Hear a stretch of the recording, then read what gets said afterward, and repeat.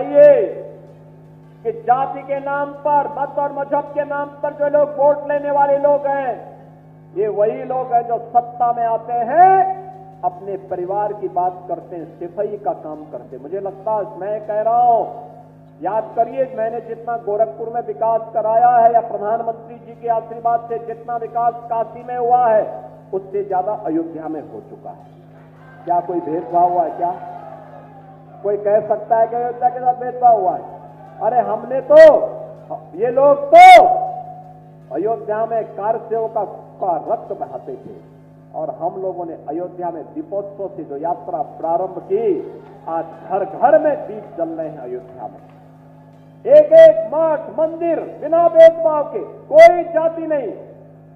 ये कौन जाति का मंदिर है ये भी नहीं देखा, वो रविदासी है, वाल्मीकि समुदाय का है, किसी भी कोरी समुदाय का है, किसी भी समुदाय का मंदिर है, मठ है, धर्मशाला है, उसके पुनरुद्धार के लिए, उसकी कनेक्टिविटी के लिए, उसकी जन सुविधाओं के लिए सरकार ने भरपूर मदद की और सरकार भरपूर मदद कर रही है। हमारे लिए ये सब एक बाग के अलग अलग पुष्प हैं, जिनका एक ही उद्देश्य है, वह है भारत के लिए, भारत के विकास के लिए, सनातन धर्म की मजबूती के लिए।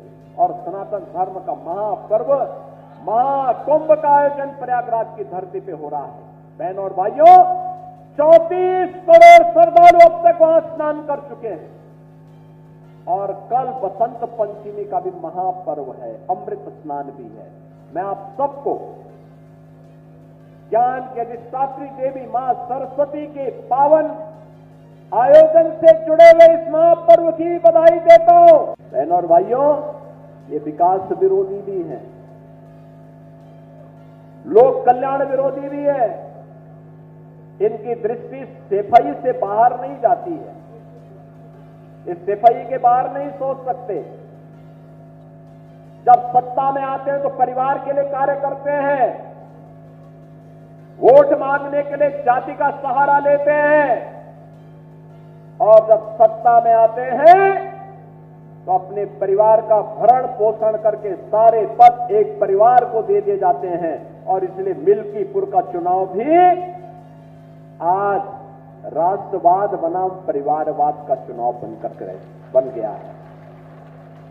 एक तरफ भारतीय जनता पार्टी और एनडीए का प्रत्याशी के रूप में श्री चंद्रभान पासवान राष्ट्रवादी कार्यकर्ताओं के साथ उनके नेतृत्व में प्रत्याशी बनकर के आपके बीच में है, और दूसरी तरफ समाजवादी पार्टी का परिवारवाद का नमूना, जिनका नाम भूमाफिया के नाम पर भी आता है, जिसका नाम हर प्रकार की अनैतिक और अराजक गतिविधियों में आता है, यह भी इस चुनावी मैदान में आपके सामने है। और इसीलिए मैं आपसे कहने के लिए आया हूं, ये कितना भी गिड़गड़ा है आपके सामने, कितना भी बोले, याद रखना इसकी असलियत तो हमेशा सामने आएगी। याद रखना, सब कुछ सुधर सकता है, व्यक्ति की प्रवृत्ति नहीं सुधरती, नहीं सुधरती। एक पुरानी कहावत है कि कुत्ते की पूंछ कभी सीधी नहीं होती है, कभी सीधी नहीं होती है। ये सुधरेंगे नहीं, ये सुधरेंगे नहीं,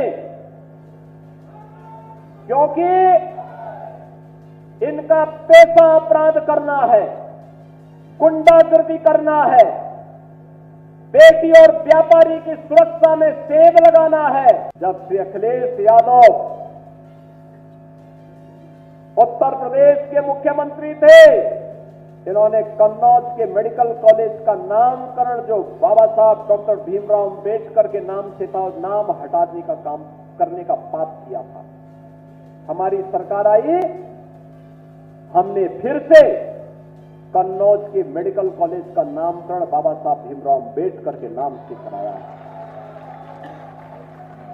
बहनों और भाइयों, ये समाजवादी पार्टी तो सनातन धर्म की विरोधी है, सामाजिक न्याय के पुरोधाओं और महापुरुषों का विरोधी है। यह भारत विरोधी तत्वों को गले लगाती है, माफिया को गले लगाती है, मोइन खान और नवाब सिंह यादव जैसे दुष्कर्मियों को गले लगाने का काम करती है। और याद करिए, एक दलित बेटी के साथ इन्होंने मैनपुरी में विधानसभा उपचुनाव के दौरान क्या किया था। इन्हीं का नेता था। उस दरिंदे ने क्या घटना की थी, उस बेटी का गला घोंट करके उसकी हत्या कर दी थी। और याद करना, अयोध्या में भी कल एक बेटी के साथ घटना घटित हुई है, जहां जब निचले स्तर पर जाएगी, जो नौटंकी आज इनका सांसद कर रहा है, याद करना उसमें भी कोई ना कोई समाजवादी पार्टी का दरिंदा शामिल जरूर होगा।